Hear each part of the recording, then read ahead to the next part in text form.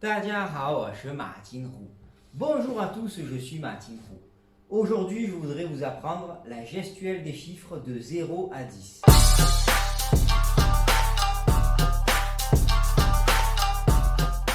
Et après, par la suite, vous pouvez aller jusqu'à 99. En général, c'est pour les petits chiffres, les dizaines, les vingtaines. En tout cas, c'est pour éviter de ne pas être bien compris si vous prononcez mal ou si un chinois a un accent fort. Je vous renvoie à ma vidéo sur les chiffres à prononcer de 0 à 10 parce que le 4 et le 10 ont des similitudes selon les accents chinois que vous rencontrez. Donc, on va commencer et je vais vous montrer qu'il y a des petites différences à connaître parce que là, vous avez une seule version. Donc, on commence avec I qui veut dire 1 et non pas celui-ci. Parce que celui-ci, c'est un peu universel, ça veut dire OK. Ensuite, R, et non pas ça. Vous allez voir pourquoi, puisque ça ressemble au chiffre 8. R, San, il y a cette façon-là, qui est ici. C'est la plus utilisée. Alors, des fois, ils font pas ça, ils font ça, c'est plus facile. À ne pas confondre avec 0. 0 qui n'est pas ici. Alors, c'est pas très utile quand on fait du business de faire 0.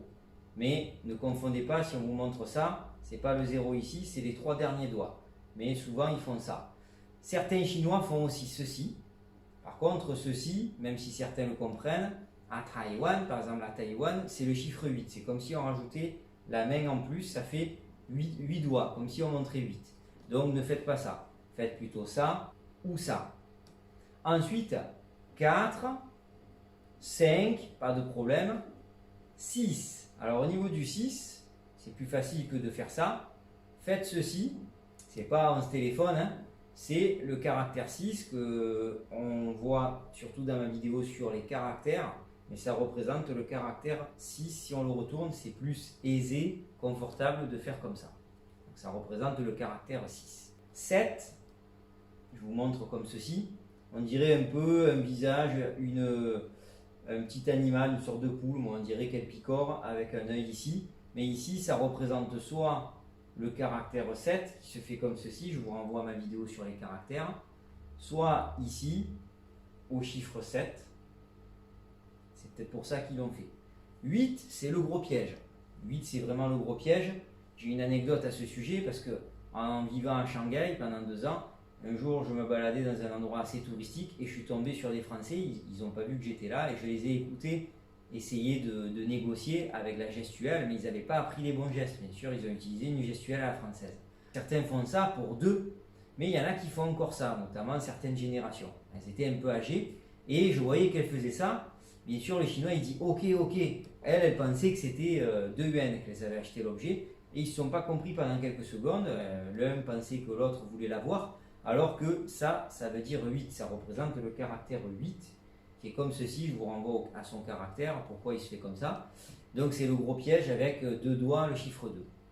Ensuite, vous avez le 9 qui ressemble un peu à un dragon, ça représente un dragon puisque le 9 représente le chiffre du dragon et donc par extension de l'empereur, parce qu'il y a souvent 9 dragons dans les palais, notamment la cité interdite, 9 dragons représentés. Et j'irai plus loin bien sûr dans ma vidéo au niveau symbolique sur les caractères.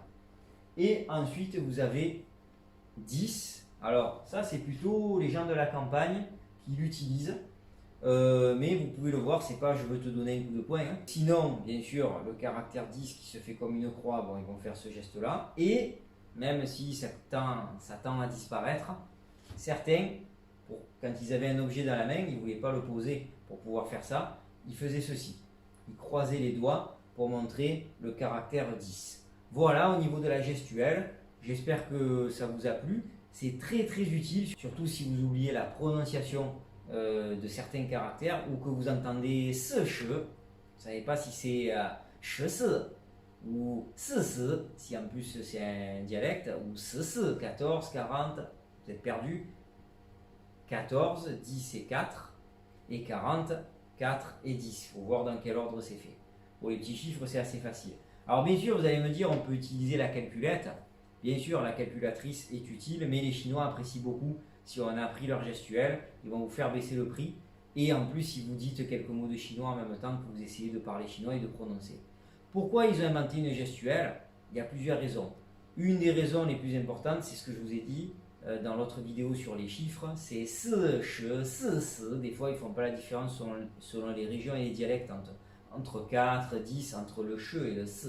Donc des fois, il y a des incompréhensions si on entend mal le ton. Donc avec la gestuelle, on se comprend mieux.